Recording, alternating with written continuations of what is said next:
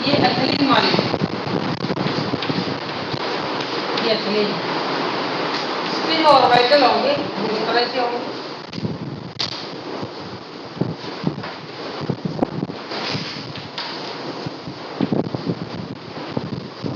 एक की ऑर्बिटल इधर होगा, एक की ऑर्बिटल डबल बॉन्ड को तोड़ देंगे, ब्रेक डाउन कर देंगे तो आपके दो ऑर्बिटल ओपन हो जाएंगे।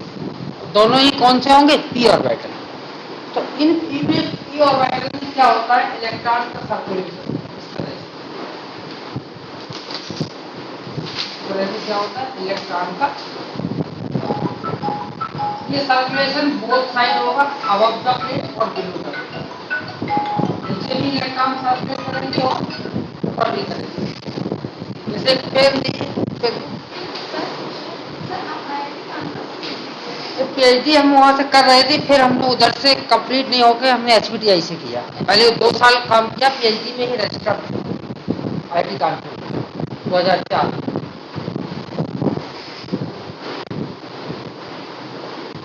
यहाँ पर देखिए, ये आपका एथिलीन मॉलिक्यूल है, यहाँ डबल बॉन्ड लगा है, एक बॉन्ड को हम तोड़ देंगे तो उनके ऑर्बिटल इस तरह से खड़े होंगे। एक ऑर्बिटल आपका इधर हो जाएगा।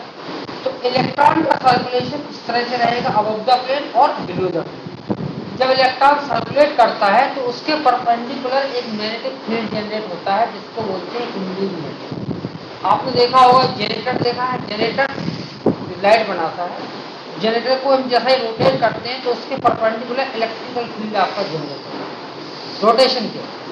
तो यहाँ पे क्या होगा कि सर्कुलेशन ऑफ इलेक्ट्रॉन के परपेंडिकुलर, ये परपेंडिकुलर, इसको बोलते हैं इंड्यूस्ड मैग्नेटिक फील्ड।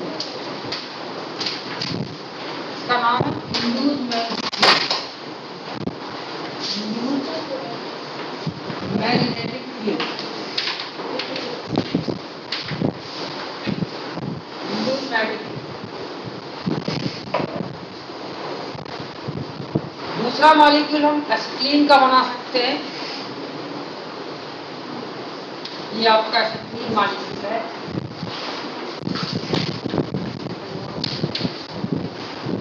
इसके ऑर्बिटल को हम ओपन करेंगे तो इस तरह से ओपन हो जाएगा।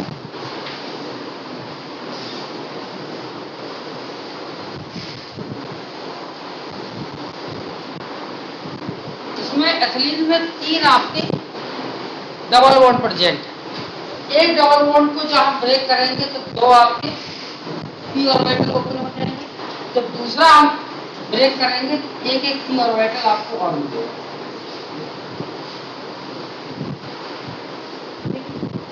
इसमें इलेक्ट्रॉन का सर्कुलेशन इस तरह से होगा, इलेक्ट्रॉन का सर्कुलेशन, और इसके परपेंडिकुलर ये इंड्यूस्ड मैग्नेटिक फील्ड आपका जनरेट।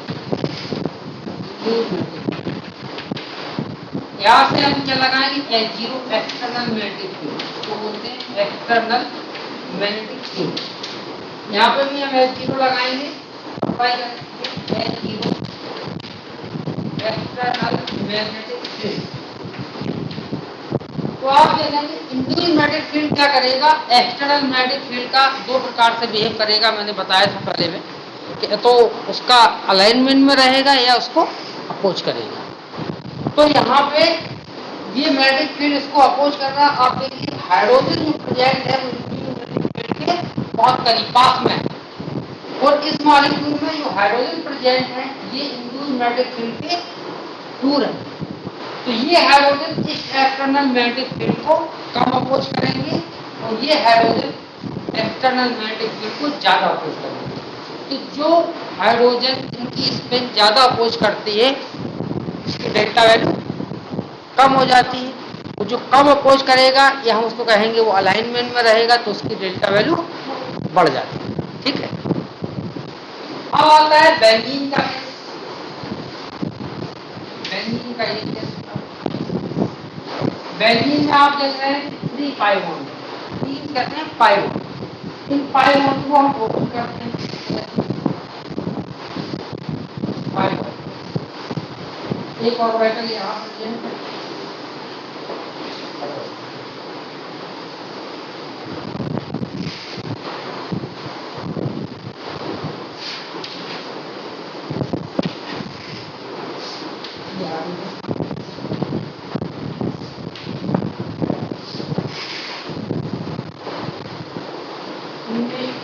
इलेक्ट्रॉन का circulation above the plane, electron का सर्कुलेशन और बिलो द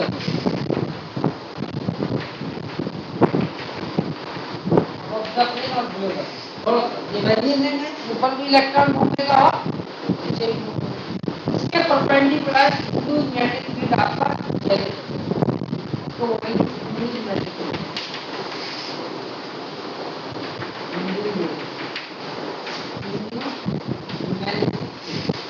अब यहाँ पे एक्सटर्नल मैग्नेटिक फील्ड को अप्लाई करेंगे वैक्यूम, तो ये इंड्यूस्ड मैग्नेटिक फील्ड को अपोज करेगा, लेकिन इसके हाइड्रोजन की हम देख रहे हैं इंड्यूस्ड मैग्नेटिक फील्ड के आगे, तो हाइड्रोजन इस एक्सटर्नल मैग्नेटिक फील्ड को कब अपोज कर पाएगा, ये अलाइनमेंट में रहेगा। तो डेल्टा वैल्यू इन तीन मॉलिक्यूल में सबसे कम किसकी रहेगी, कहाँ ज्यादा पोजीशन हो रहा है प्रोटॉन का एक्सटर्नल मैग्नेटिक।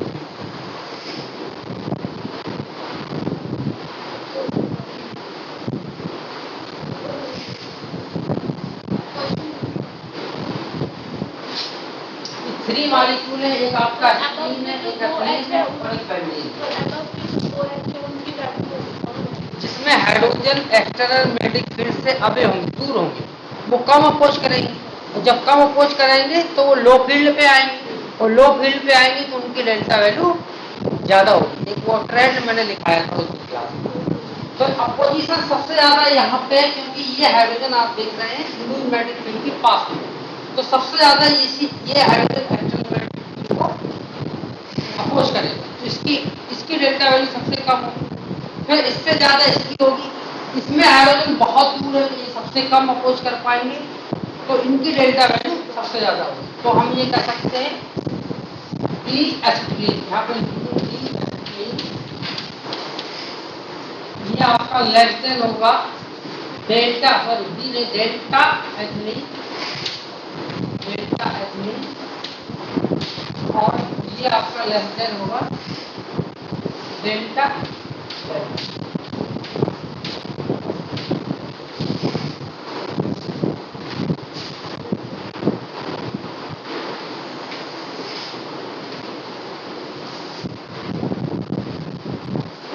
अब नेक्स्ट मॉलिक्यूल आता है आपका एनुलिन। एनुलिन आप कार्बन और हाइड्रोजन होते हैं, एरोमेटिक भी होते हैं।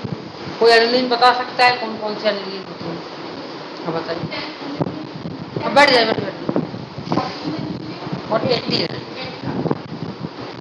10 एनुलिन 40। स्ट्रक्चर बता सकते हैं कितने कार्बन? ठीक है ठीक है, इसको नोट कर लिया।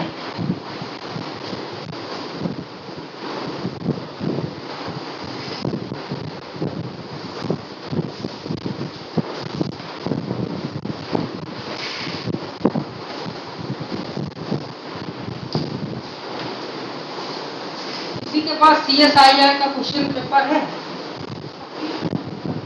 अभी नहीं है, गेट का यहाँ पर किसी के पास? चलो मैं अपने से ही करा देता हूँ।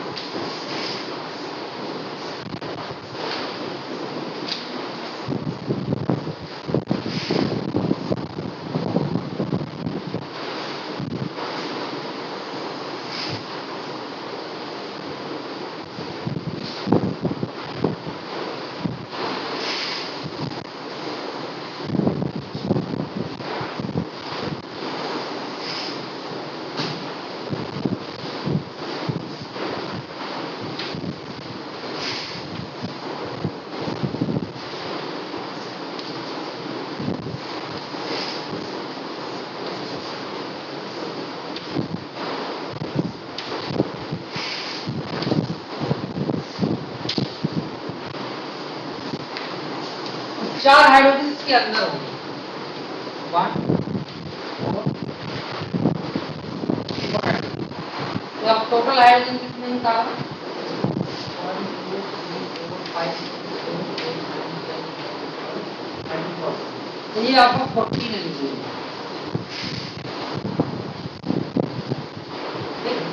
इस तरह से 18 कैसे बनेगा? 18 इस तरह से बनाएंगे। देखो 14 में आप देखिए हाफ एक बेंजीन ले लीजिए, यहाँ पर इसका सिंपल तरीका है, ये हाफ बेंजीन है, आप इधर भी हाफ बेंजीन है, इधर भी आप देख रहे हैं हाफ बेंजीन, यहाँ पर भी बेंजीन। ठीक है, तो इसको हाफ हाफ बेंजीन बनाएंगे तो आपका जो एल्यूमिन बनेगा वो आपका 14 बनेगा। अब 18 के लिए क्या करना है, यहाँ पर डबल बेंजीन बनाएंगे, दो बेंजीन। कैसे बनाएंगे इसको, इस तरह से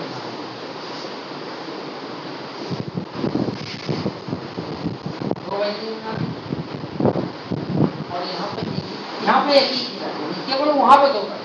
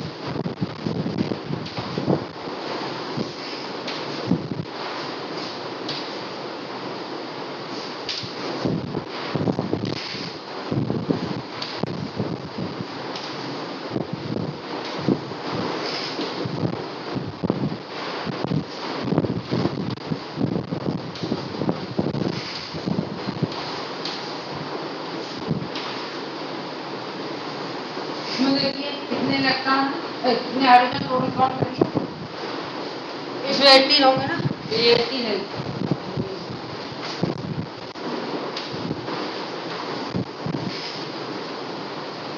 अब इसमें जो इलेक्ट्रॉन का सर्कुलेशन होगा वो इस तरह से होगा, इलेक्ट्रॉन सर्कुलेट करेंगे ऑर्बिटल, और इसका जो इंड्यूस्ड मैग्नेटिक फील्ड होगा इसके परपेंडिकुलर होगा इस तरह से।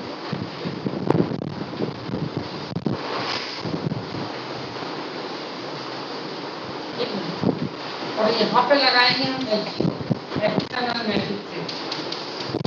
तो आप देख रहे हैं कि इंटरनल जो हाइड्रोजन है वो इंड्यूस्ड मैग्नेटिक फील्ड के बहुत पास, ये बहुत दूर है, इनकी डेल्टा वैल्यू कम होगी और इनकी डेल्टा वैल्यू ज्यादा होगी, तो इसके डेल्टा वैल्यू माइनस में आ जाएगी। कभी आप CSIR में ये क्वेश्चन पूछा गया है कि 80 एल्यूरीन और 40 एल्यूरीन में किन हाइड्रोजन की वैल्यू माइनस में, मैचिंग का क्वेश्चन था। तो जो माइनस वैल्यू थी वो इंटरनल हाइड्रोजन की थी, अंदर वाले। इसी तरह से इसमें भी माइनस में आएगी इसकी वैल्यू, तो कैलकुलेशन इलेक्ट्रॉन का इस तरह से होगा।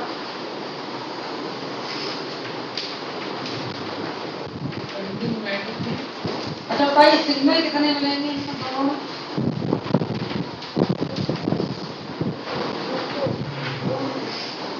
दोनों में दो दो सिग्नल। ठीक है, इसमें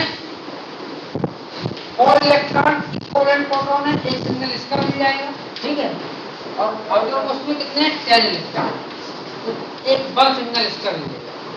इसमें कितने हुए 6 इलेक्ट्रॉन इक्विवेलेंट है, इसका बल सिग्नल आएगा।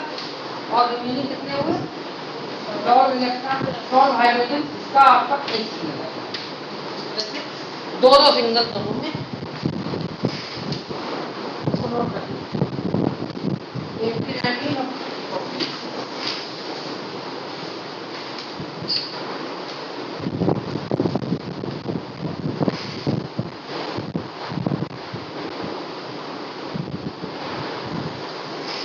स्प्लिटिंग ऑफ सिग्नल हो गया था, अब बताते हैं intensity of signal.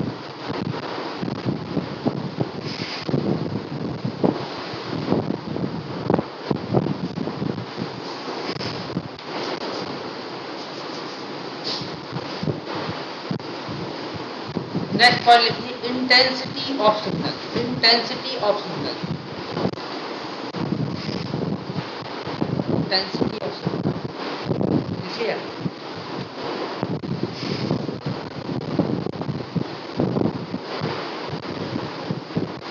Intensity of signal is, it tells us how many equivalent proton are there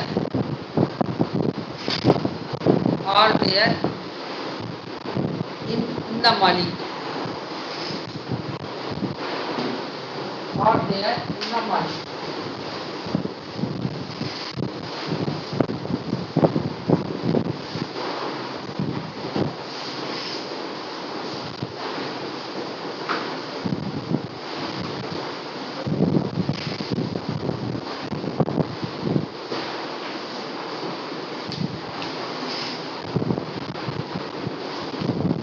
इसमें आप क्या करेंगे, ये मिथाइल सल्फेट NMR ग्राफ बनाएंगे। यहाँ डेल्टा वैल्यू 0, 1, 2, 3। TMS होता है, इसको क्या बोलते हैं, इसका नाम क्या है, tetra methyl silane. Tetra methyl silane, tetra methyl methyl सिलेट का स्ट्रक्चर क्या बनेगा, 4 मिथाइल ग्रुप, इससे सिलिकॉन से सिलिका से जोड़ेंगे 4 मिथाइल ग्रुप को 4 मिथाइल ग्रुप।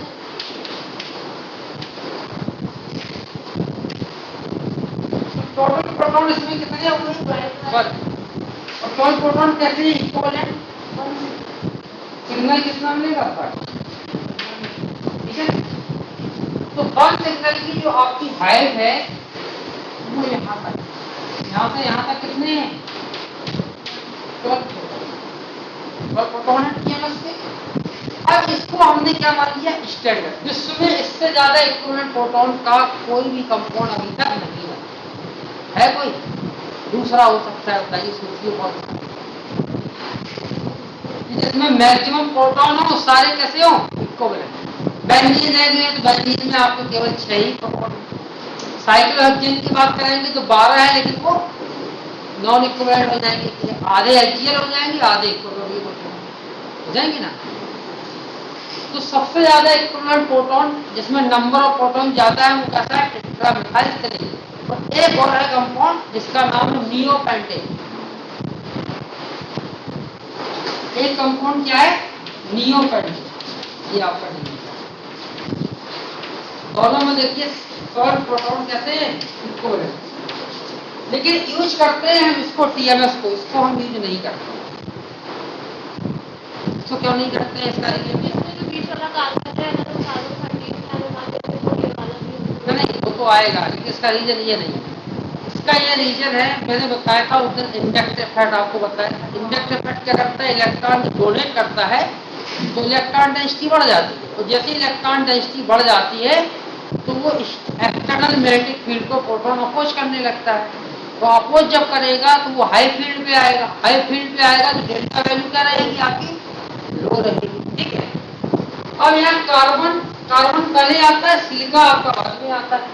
तो इन दोनों में इलेक्ट्रोनेगेटिविटी किसकी ज्यादा होगी, इलेक्ट्रोनेगेटिविटी किसकी ज्यादा होगी, कार्बन की ज्यादा होगी। ठीक है ना, सिलिका से। अगर हम इस कंपाउंड को लेंगे तो ये इलेक्ट्रॉन को CH3 से ज्यादा खींचेगा। जब ये ज्यादा खींचेगा तो इसकी डेल्टा वैल्यू ज्यादा होगी या कम होगी, इससे इन दोनों में किन प्रोटॉन की डेल्टा वैल्यू ज्यादा होगी, इलेक्ट्रॉन डेंसिटी यहाँ पे कम हो रही है, यहाँ पे ज्यादा कम हो रही है। जब इलेक्ट्रॉन डेंसिटी कम हो रही है तो कम अपोज कर पाएगा, जब कम अपोज कर पाएगा तो लो फील्ड की तरफ आएगा, तो लो फील्ड की तरफ आएगा तो डेल्टा वैल्यू मोर आएगी, मोर आएगी ना डेल्टा वैल्यू। तो डेल्टा वैल्यू जब मोर आएगी तो इसकी डेल्टा वैल्यू कितने पे आएगी, हो सकता है 0.5 पे आए या 0.3 पे आए या 0.2 पे आ सकती है। लेकिन हमारा क्या उद्देश्य है कि रेफरेंस की डेल्टा वैल्यू हमें कहाँ पे रखनी है, अराउंड 0। हम ये नहीं कह सकते कि एग्जैक्ट आपकी 0 पे ही आएगी, तो कहाँ पे रखना है, अराउंड 0 के आपका, हो सकता है 0.1। इसलिए ये आपका बेस्ट है due to low electronegativity. Due to क्या रीजन है, लो इलेक्ट्रोन, और कंसेप्ट है वही जो मैंने बताया था, position, low delta value, shielding, deshielding, high field, low field. अब यहाँ पे अब नेक्स्ट क्वेश्चन आता है कि यहाँ पे इसकी हाइट यहाँ से यहाँ तक कितनी है, 12 प्रोटॉन। ये वाला जो सिग्नल होगा, ये सिग्नल इसकी हाइट मान लीजिए इसके हाफ, तो इसमें कितने प्रोटॉन होंगे, 6। तो ये पता चल गया इसमें हमारे 6 प्रोटॉन। ठीक है, वो तो आपको नॉन स्ट्रक्चर है तब पता है कि इसमें इतने प्रोटॉन। अननोन आपने कोई मान लीजिए आप नेचुरल प्रोडक्ट पे काम कर रहे हैं तो आप उसमें तो नहीं कह सकते कितने प्रोटॉन है, तो वो आपको प्रोटॉन कैसे पता चलेगा, तो ये इसी रेफरेंस से वो काम करते हैं, रेफरेंस से भी काम करते हैं, और भी कई मेथड्स होती हैं। और यहाँ पे आया, कितने पे आया इसका हाफ, कितने प्रोटॉन होंगे, 3 प्रोटॉन।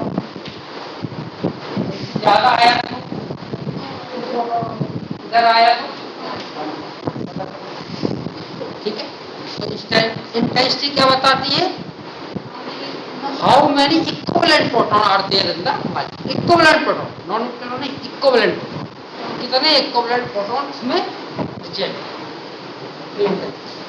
अब क्वेश्चन देखिए C13 और बता देते हैं, इसके बाद क्वेश्चन।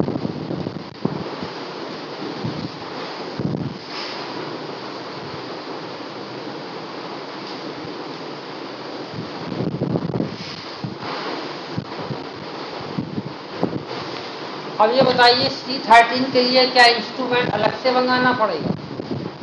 तो उसी से काम चल जाएगा, जिससे हम प्रोटॉन ले रहे हैं उसी से C13 निकल सकता है।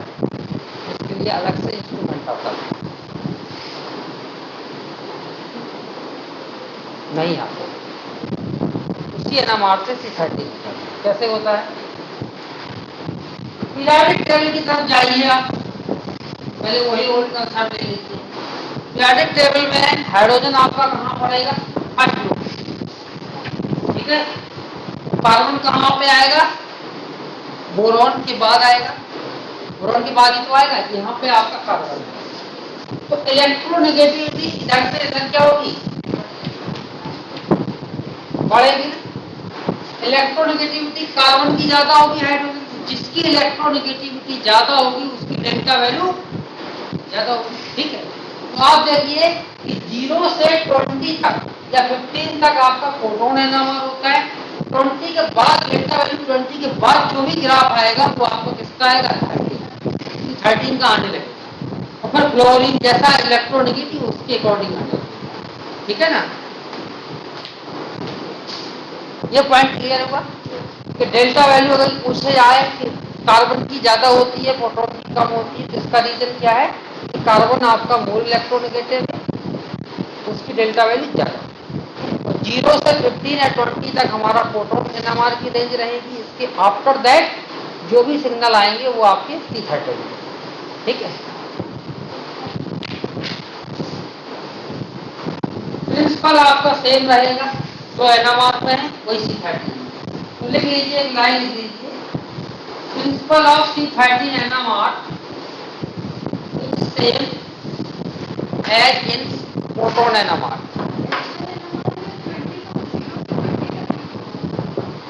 तो प्रोटॉन इलेक्ट्रोनेगेटिव नहीं होता ना, प्रोटॉन आपका इलेक्ट्रोपॉजिटिव है। अब देखिए फर्स्ट ग्रुप में पहले ही तो पड़ेगा आपका हाइड्रोजन, इलेक्ट्रोपॉजिटिव है तो उसकी डेंसिटी हाई रहती है, वो अपोज ज्यादा करता है, तो हाई फील्ड पे आता है। और इलेक्ट्रोनेगेटिव इलेक्ट्रॉन को खींचेगा, इलेक्ट्रॉन डेंसिटी कम होगी तो वो लो फील्ड पे आने लगेगा। C13 का लिख लीजिए,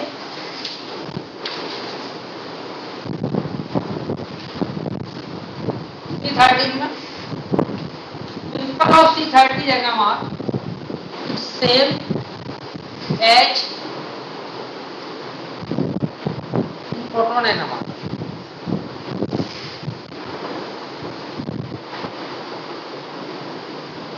प्रिंसिपल तो वही रहेगा, उसमें भी number of signal, splitting of signal, position of signal, वही सब जैसा उसमें प्रोटॉन में था, सेम कंसेप्ट। पर डेल्टा वैल्यू में चेंज है, उसका डेल्टा वैल्यू 0 से 20, 50, उसका आफ्टर 20।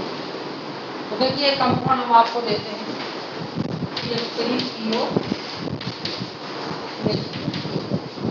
बताइए इसमें टोटल कितने सिग्नल आएंगे? इसमें कार्बन जहां है वो सब आएंगे और सिग्नल आएंगे।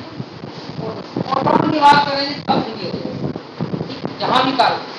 अब इसका स्प्लिटिंग क्या हो गया? वही फार्मूला सेम लगता है। यहाँ पे क्या हो जाएगा, लिख लीजिए, n वैल्यू हो जाएगी number of proton, n value हो जाएगी number of proton at the same carbon atom. इसमें नेबरिंग से मतलब नहीं है, number of proton at the same carbon. तो इसमें क्या होता है कि कार्बन की जो स्पिन होती है, कार्बन की स्पिन वो हाइड्रोजन की स्पिन से इंटैक्ट कर जाता है और उसका स्प्लिटिंग। अब कार्बन कार्बन स्प्लिटिंग क्यों नहीं होती, इसका क्या रीजन है?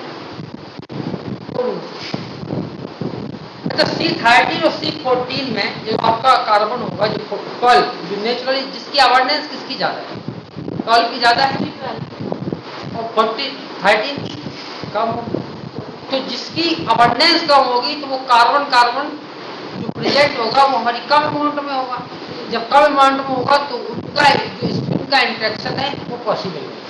किससे? अब यहाँ पर क्या है कि कार्बन कार्बन डिस्टेंस ज्यादा है, ये कार्बन हाइड्रोजन से लेस डिस्टेंस पे तो इमीडिएटली ये इसमें स्प्रेड कर जाएगा, हाइड्रोजन से ही इंटरेक्ट कर जाएगा।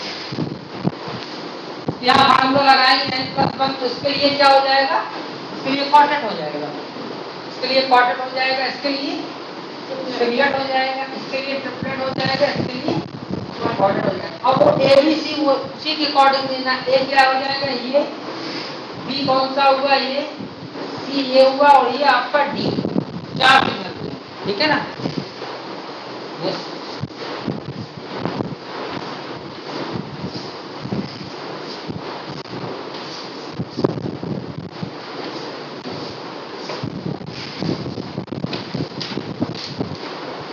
अच्छा, इसमें बताइए कितने सिग्नल मिलेंगे? C13 सिग्नल, C13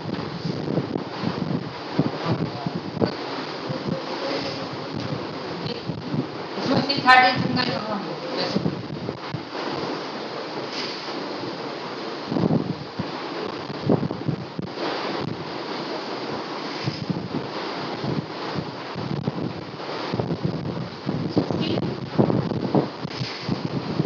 सोचिए, एक्चुअली क्या है, जब तक आपका स्ट्रक्चर, आप पहले आर्टिस्ट बनिए, इसके बाद साइंटिस्ट बनिए, ठीक है।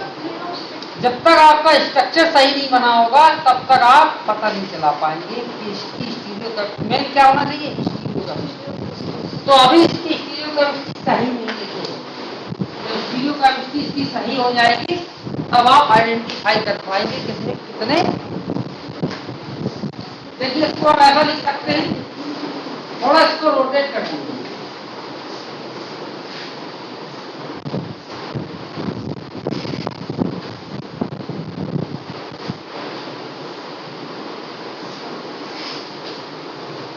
ये वही स्ट्रक्चर है सेम, इसको हमने कैसा कर दिया, थोड़ा इसको रोटेट कर दिया, ऐसा रोटेट कर दिया।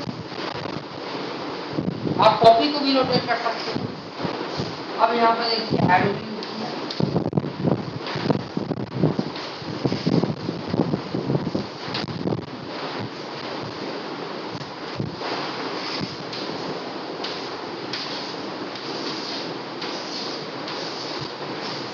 बताइए, इसमें आसानी से हो जाएगा। ये देखिए आपके ए हो जाएंगे सेम प्रोटॉन, एक ही सिग्नल आएगा इनका कार्बन का।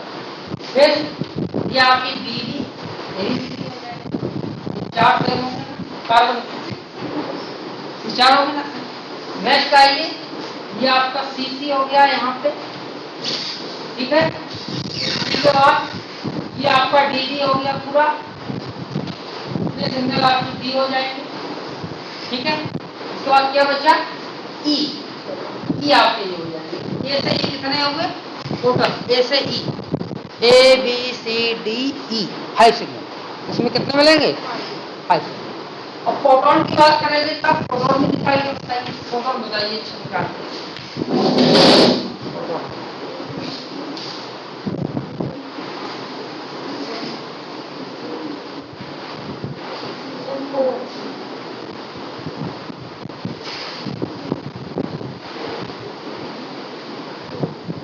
प्रोटॉन में देखिए ये आपका ए हो जाएगा, ये बी,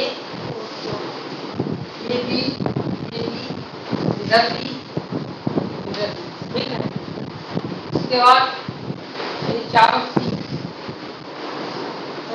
और 3 सिग्नल मिलेंगे, कितने मिलेंगे, 3 सिग्नल। क्योंकि प्रोटॉन हमें उसका देखना है जहां कार्बन में जहां जहां कार्बन सब प्रोटॉन। एक और देखिए,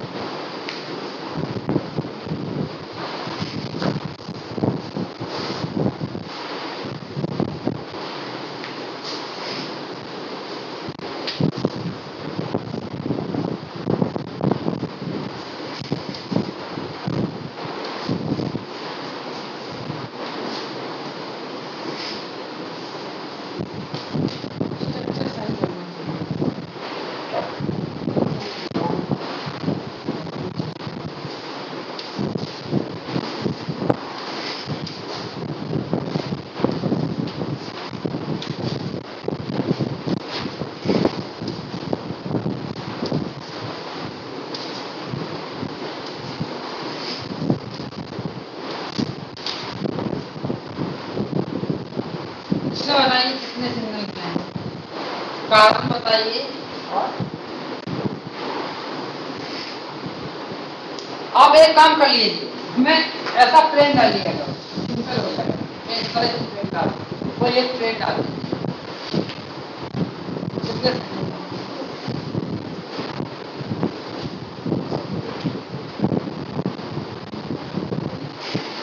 इसको यहाँ पे प्लेन डाल देते हैं। देखिए आइडेंटिकल टू पार्ट में डिवाइड हो गया, आइडेंटिकल टू पार्ट में डिवाइड हो गया। तो इसको हम कह सकते हैं मीजो। मीजो आपने सुना है? मीजो कंपाउंड क्या होते हैं? नाइट्रिक एसिड का नाम सुना? Meso tartaric. ऑप्टिकल इजेक्टिव होता है, क्या होती है? Plane of meso tartaric acid. तो यहाँ पे देखिए कहीं से भी ए स्टार्ट कर देते हैं। ये आपका ए हो जाएगा, ये भी आपका ए, और ये दोनों बी हो जाएंगे। अब ये दोनों अलग हैं, ये डिफरेंट है इनसे। क्यों है? क्योंकि यहाँ पर देखिए एनवायरमेंट अलग है। ये ए, ये दोनों बी, और यहाँ पे ये सी। ठीक है। सी के बाद यहाँ पे ये आपका डी हो जाएगा। ठीक। डी के बाद ये आपका ई हो जाएगा। ई के बाद यहाँ पे एफ हो जाएगा, और एफ के बाद क्या आता है? ये आपका। अभी हमने वो सीक्वेंस नहीं रखा है, तो फिर आए ऐसे जनरली रफ। इस पे मत जाना कि कौन सा ये दिया होगा, वो तो उसके लिए सोचना पड़ेगा अभी इसमें। ठीक है।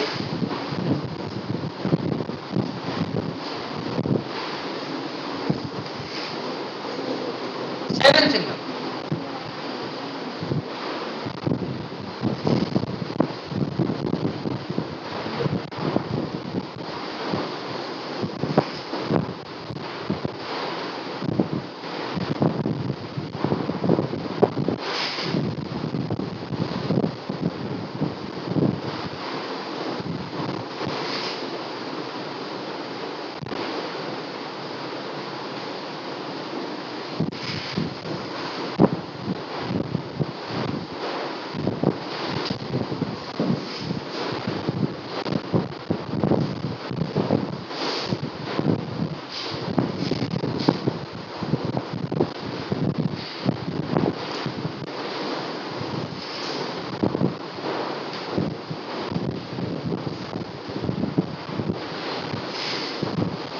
अब आता है आपका डेप्थ,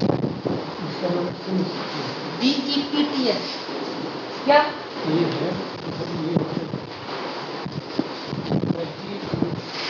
जी जी जी, वो दोनों जी। उसको काट दो, दो आइडेंटिकल पार्ट में डिवाइड हो गया, तो आपको क्लियर समझ में आ जाएगा। नहीं तो आपको क्या करना, थोड़ा कॉपी को आप रोटेट कर दीजिए। आपका क्या है, स्ट्रक्चर मैंने सही होना चाहिए। जब आपकी जीरो केमिस्ट्री अच्छी होगी तभी आपकी केमिस्ट्री अच्छी होगी। जीरो केमिस्ट्री खराब हो तो प्रॉब्लम आ जाएगी।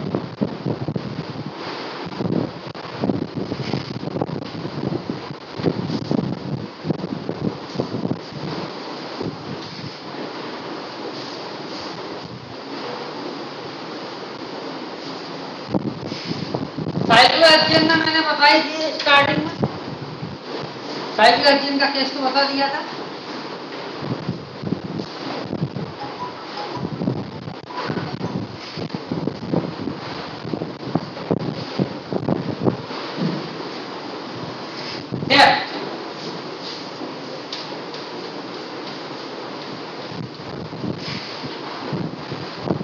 ये आपका कार्बन C13 में ही लिया जाता है। डेप्थ क्या बता देता है? क्या क्वेश्चन मिल रहा है? हाँ,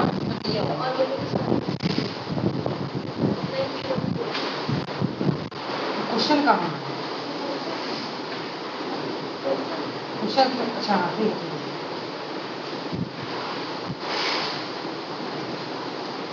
अच्छा लिख लीजिए, तो फिर क्वेश्चन लिख लीजिए, मैं बोल रहा हूँ। In the broadband decoupled, in the broadband decoupled C13 spectrum, C13 spectrum, the number of signals appearing for the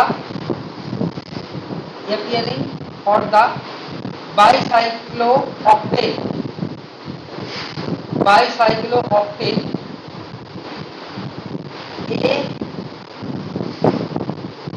A8SC respectively are, तो ये आपके बाईसाइक्लिक कंपाउंड है। एक बाईसाइक्लिक कंपाउंड ये है, एक बाईसाइक्लिक कंपाउंड ये है, एक बाईसाइक्लिक कंपाउंड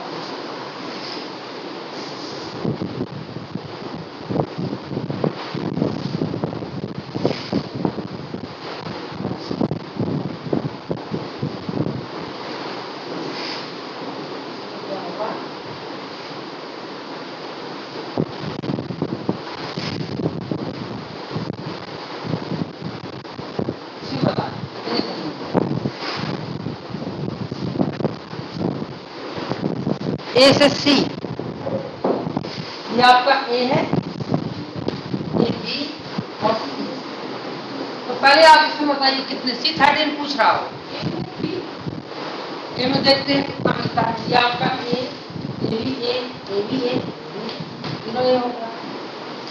ये आपका बी और बी, वेरी गुड, इसमें 3 आ जाएगा ना। इसमें कितना आएगा? इसमें एक मान लीजिए, चलो उसको हाँ सही किया आपने, ये ए हो गया, ये भी ए हो गया, ये सब ए हो जाएगा और ये बी हो जाएगा। इससे बताइए, इसमें देखते हैं ये आपका ए हो जाएगा, ठीक है, ये दोनों बी भी हो जाएगा, ये अकेला सी, ये दोनों डी, 5 हो गया, 5 नेक्स्ट क्वेश्चन सिंपल था। मैंने जो बड़ा स्ट्रक्चर बता दिया तो उसमें आप तुम्हारे छोटे तो हो ही जाएंगे।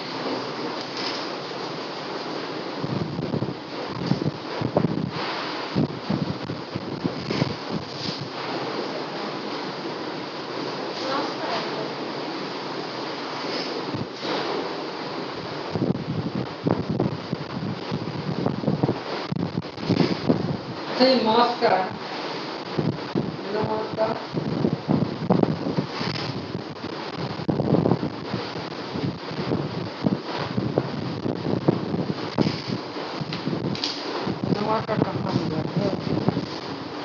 ये दिया है नमान का, एक लिखिए, क्वेश्चन लिखिए, an organic compound A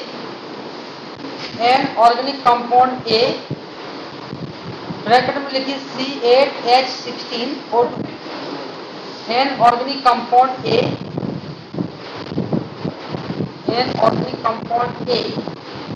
bracket में लिखिए C8H16O2 on treatment with an excess of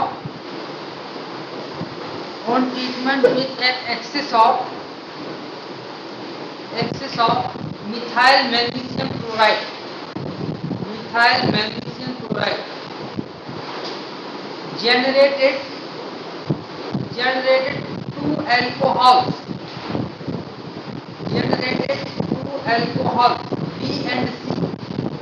B and C, comma, whereas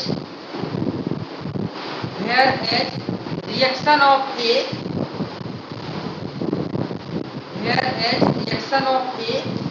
with lithium aluminium hydride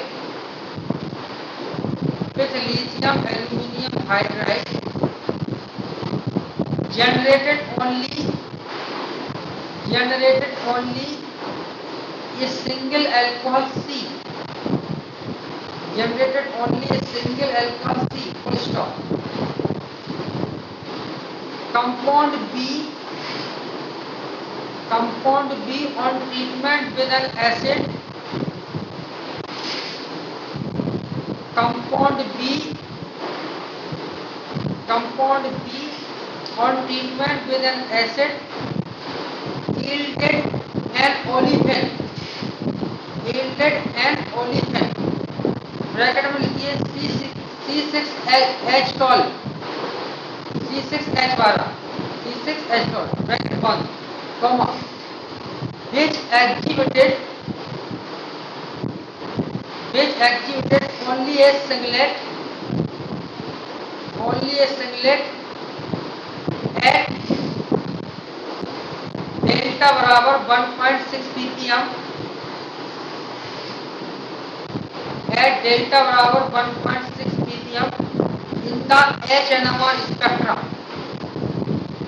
in the H NMR spectrum, the compound A is, the compound A is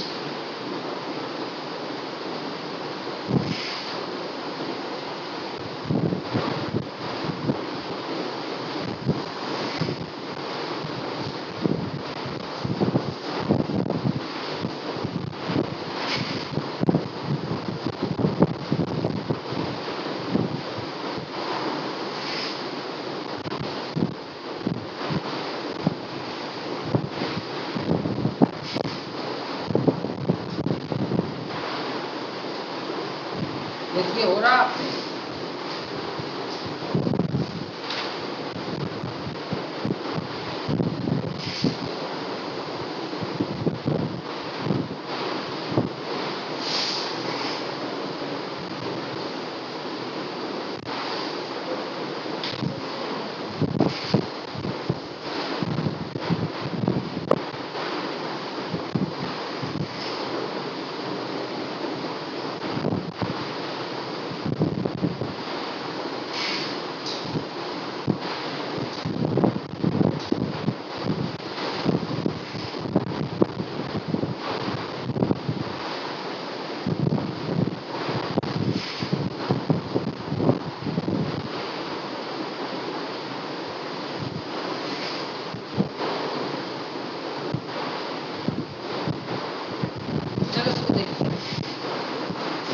क्या है compound आपका?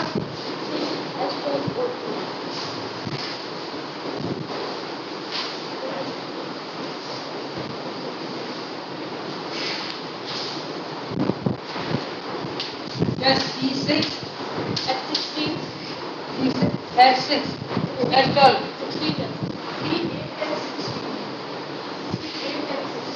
C8H16 और ये आपका ये compound है ना, उसकी किससे रिएक्शन कराएं? मिथाइल मैग्नीशियम ब्रोमाइड, इसके क्या होना? एक अल्कोहल है B+C, ये आपके अल्कोहल है। अब क्या होगा इसके बाद?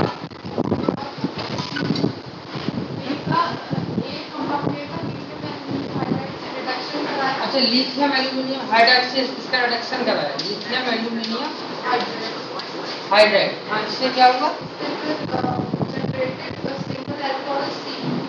अच्छा, इससे जो अल्कोहल बनेगा वो C बनेगा, वो वाला बनेगा ना, वो बनेगा, ठीक है।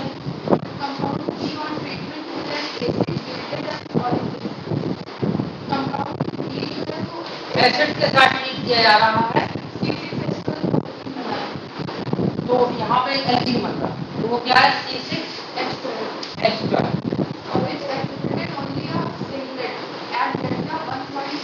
इसका सिंगलेट आ रहा ना, डेल्टा छोड़ दीजिए, चलो डेल्टा को कुछ ना कुछ होगी, तो ये देखना है।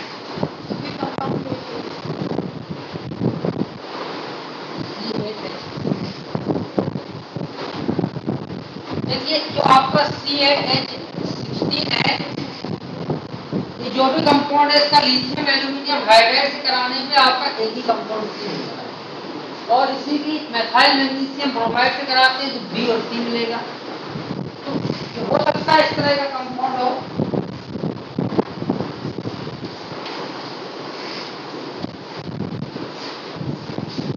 इसको काउंट करिए कितने हो रहे हैं। पहले कार्बन C8 1 2 3 4 5 6 7 8, ठीक है ना। हाइड्रोजन काउंट 3 6 12 2 14 और 16, एक हाइड्रोजन यहाँ पे है, ठीक है।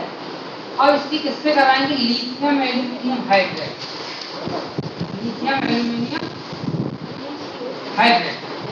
तो लिथियम एल्यूमिनियम हाइड्राइड क्या होता है, अब इसको देखेंगे, आपका Li इसमें अलग हो जाता है, प्लस क्या बन जाएगा? Al बनेगा, लिथियम एल्यूमिनियम हाइड्राइड को अगर डिसोसिएट करेंगे तो Li पॉजिटिव हो जाएगा और एल्यूमिनियम माइनस। तो ये आपका क्या है, लुईस एसिड। तो लुईस एसिड क्या करेगा, इसके पास आपके क्या है, लोन पेयर। जब ऑक्सीजन के पास लोन पेयर होता है तो वो एज ए न्यूक्लियोफाइल होता है। तो न्यूक्लियोफाइल वहां अटैक करता है जहां इलेक्ट्रोफाइल हो। तो इलेक्ट्रोफाइल इसमें क्या है, एल्यूमिनियम हाइड्राइड, एल्यूमिनियम। अब वो इलेक्ट्रोफाइल क्यों है, उसका हाइब्रिडाइजेशन बनाना तो आप देखेंगे बैक एंड ऑर्बिटल मिलेगा, इसलिए हाइब्रिडाइजेशन बनाना उसका, वरना एल्यूमिनियम 13 होता है, sp3 बैक एंड ऑर्बिटल है, इस वजह से एक चार्ज नेगेटिव उसमें और आ सकता है, एल्यूमिनियम की एक नेगेटिव चार्ज और। तो ये बॉन्ड आपका कैसा टूटेगा, कनेक्ट करने, देखिए ये हो जाएगा OAl H3H। तो ऐसा लिख सकते हैं, दो नेगेटिव, एक Li द्वारा बैलेंस हो जाएगा, एक नेगेटिव एक Li द्वारा, अभी भी एक नेगेटिव इस पर रहेगा और रिमेनिंग आपका ऐसा होगा, ठीक है। इस ऑक्सीजन ने इलेक्ट्रॉन को लॉस किया तो इस पर क्या हो गया, पॉजिटिव। अब जब भी किसी स्पीशीज पे एटम पे पॉजिटिव चार्ज आ जाता है तो वो अनस्टेबल हो जाता है, और वो अनस्टेबल क्या होना चाहता है, न्यूट्रल, क्योंकि स्टेबिलिटी को गेन करना चाहता है। तो वो स्टेबिलिटी कैसे गेन करेगा, न्यूट्रल होके। तो न्यूट्रल कब होगा, जब ये बॉन्ड आपका ऐसा टूटेगा, तो यहाँ पॉजिटिव साइड मिलेगा, इस पॉजिटिव साइड पे कोई न्यूक्लियोफाइल अटैक करेगा। वो न्यूक्लियोफाइल कौन सा अटैक करेगा, ये बॉन्ड आपका ऐसा टूटेगा। ये बॉन्ड क्यों टूटेगा, ये माइनस है, ये भी न्यूट्रल होना चाहता है, एक तो बैलेंस हो गया, एक आपका न्यूट्रल हो गया, और ये आपका निगेटिव, तो आपका क्या हो जाएगा, OAl H3, और यहाँ पे हाइड्रोजन आ गया, ये हाइड्रोजन, ठीक है। अब क्या हुआ, फिर से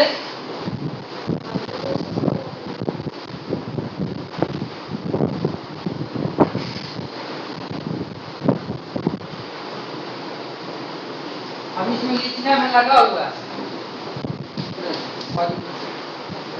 तो देखिए ये बॉन्ड आपका ऐसा टूटेगा, ये बॉन्ड ऐसा, तब क्या हो जाएगा,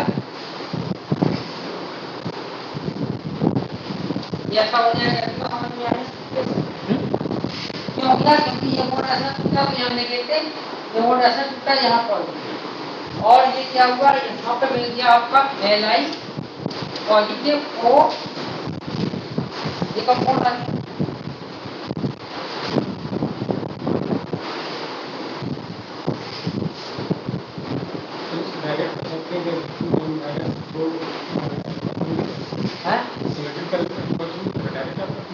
नहीं, मैं कनेक्शन बता रहा हूँ, मैं ये कह रहा हूँ दोनों से एक ही बनेगा, क्योंकि ये भी आपका रिड्यूस हो जाएगा तो वही तो बनेगा, ये भी अल्कोहल है, ये भी अल्कोहल। तो देखिए आपका इससे एल्यूमिनियम हाइड्राइड से रिएक्शन कराने से आपका C बना, जो C हमको मिला यहाँ पे, C कौन सा, ये दोनों ही C है, C को हम क्या कर सकते हैं, ये C आपका C हुआ, ये दोनों ही C है, क्योंकि ये भी रिड्यूस हो जाएगा ना, लिथियम एल्यूमिनियम हाइड्राइड से ये भी रिड्यूस हो जाएगा, तो किसमें चेंज हो जाएगा, CH2OH। ये भी तो अभी आपका लिथियम एल्यूमिनियम हाइड्राइड मिलेगा, और यहाँ पे Li पॉजिटिव प्रेजेंट है, तो वो Li पॉजिटिव AlH3 फिर रिएक्ट कर लेगा तो लिथियम एल्यूमिनियम हाइड्राइड बना लेगा। तो यहाँ पे क्या मिलेगा आपको, फिर से आपका यही कंपाउंड मिलेगा। तो ये कंपाउंड इसको वाटर डाल देंगे तो ये दोनों सेम होंगे, बोथ आर सेम, तो आपका ये C हो गया। तो अब B पता करना, तो B कौन है, तो इसका स्ट्रक्चर क्या होगा, तो इसका स्ट्रक्चर तो फिर यही है, ठीक है। तो यहाँ पर नोट कर लिया, स्टोरेज कर, अब B पता करना, B से आपको पता चल जाएगा, H+ से रिएक्शन करके वो एल्कीन बन गई।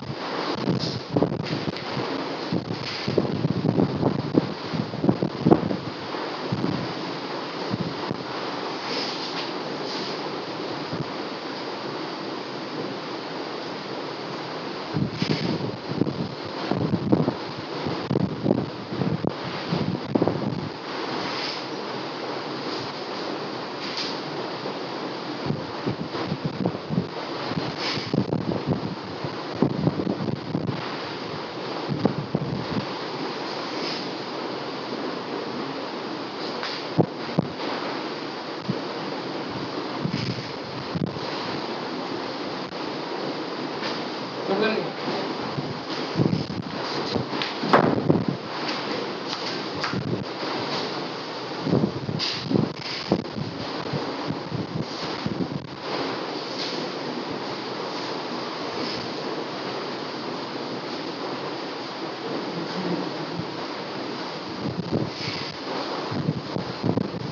इससे जो आपका बी और सी मिला है किससे मिला? Excess of methyl magnesium bromide. Reaction हुई एक्सेस ऑफ मिथाइल एक्सेस का मतलब होता है वो एक्सेस लिख देता है, और एक्सेस से हम ये पता करते हैं कि उतना एक्सेस लेना जिससे हमारी रिएक्शन कंप्लीट हो, उसको हम एक्सेस। हो सकता है उसमें 2 मॉलिक्यूल लगे, हो सकता है उसमें 3 मॉलिक्यूल लगे, हो सकता है 4 मॉलिक्यूल लगे, तो उसको हम क्या बोलेंगे? एक्सेस। उसमें कंफर्म नहीं है कि 1 है 2 है, जितनी रिक्वायरमेंट होगी उतनी मॉलिक्यूल हम ले लेंगे, that is called excess. Methyl magnesium bromide, methyl पे कौन सा चार्ज आएगा? नेगेटिव। वो नेगेटिव इस पर अटैक करेगा, ये बोन लेगा। ऑक्सीजन पर नेगेटिव आएगा, वो मैग्नीशियम पर अटैक करेगा, क्योंकि इस पर कौन सा चार्ज आ रहा? Positive charge. ये रिएक्शन हो जाएगी, इसको ऐसा लिखेंगे, यहाँ पर O हो गया, Mg, Br हो गया, ठीक है, और इसको O ऐसा हो गया। अब क्या होता है? इसकी हाइड्रोलिसिस करा दी जाएगी, इसके लिए हाइड्रोलिसिस कराएगी, इसको ऐसा तोड़ दीजिए, इसको ऐसा तोड़ेंगे तो क्या हो जाएगा? ये आपका कंपाउंड ऐसा बन जाएगा, ठीक है।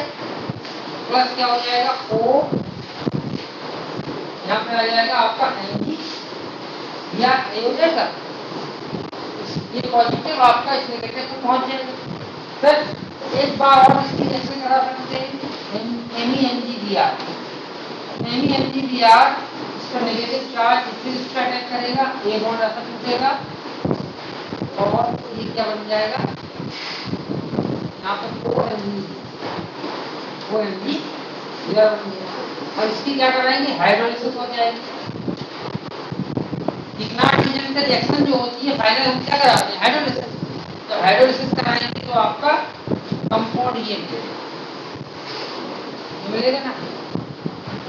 तो ये कंपाउंड आपका कौन सा होगा? बी। सी कौन सा होगा? इसकी हाइड्रोलिसिस हो जाएगी, इससे यही तो होगा, यही कि H आ जाएगा, तो वही तो है, ठीक है। इसकी हाइड्रोलिसिस होगी, ये आपका सी होगा, बी और सी हमको कंफर्म हो गए। अब बी से क्या कराएंगे? बी की रिएक्शन कराएंगे H+ से। जब H+ से रिएक्शन कराएंगे तो ये OH आपका प्रोटोनेटेड हो जाएगा, OH आपका प्रोटोनेटेड इस तरह से, देखिए प्रोटोनेटेड हो गया, यहाँ पर पॉजिटिव चार्ज आ गया। अब ये पॉजिटिव न्यूट्रल होगा तो ये बॉन्ड ऐसा टूट जाएगा, तब क्या होगा? यहाँ पर पॉजिटिव चार्ज आ गया। अब जब पॉजिटिव यहाँ आ गया तो इसका प्रोटॉन आपका एसिडिक हो गया, पॉजिटिव चार्ज की बगल वाला प्रोटॉन क्या हो जाता है? एसिडिक, और ये भी आपका एसिडिक हो जाएगा, दोनों हो सकते हैं। तो यहाँ पर 2 कंपाउंड मिलते हैं, कौन से? एक आपको ये मिलेगा, और प्लस में यहाँ लिख देते हैं कंपाउंड आपका। और बताइए इनमें से कौन सा बनेगा, कौन सा नहीं बनेगा? ए बनेगा। क्यों ए बनेगा? ये सिटिजन है वो आपका हाफ में, तो सिटिजन एल्कीन मोर स्टेबल, हाफ में alkene less stable, more substituted molecule more stable, less stable. तो ये आपका बनेगा और ये नहीं। तो आप इसमें काउंट कर लीजिए हाइड्रोजन कितने हुए? C6। पहले तो कार्बन काउंट करिए, कार्बन कितने हैं? 1 2 3, C6 हो जाएगा, H वही आ गया ना। अब इसका जो सिग्नल आएगा तो देखिए 3 12 हाइड्रोजन कैसे होंगे? इक्विवेलेंट, एक सिग्नल कंफर्म। इसमें ऑप्शन दिए हैं, ऑप्शन में से आपका ए जो पूछ रहा है, ये स्ट्रक्चर आपका यही है, ये आपका टाइम हो गया है। नेक्स्ट टर्न पे हम क्वेश्चन करा देंगे, 9 और 13 आपका हो गया।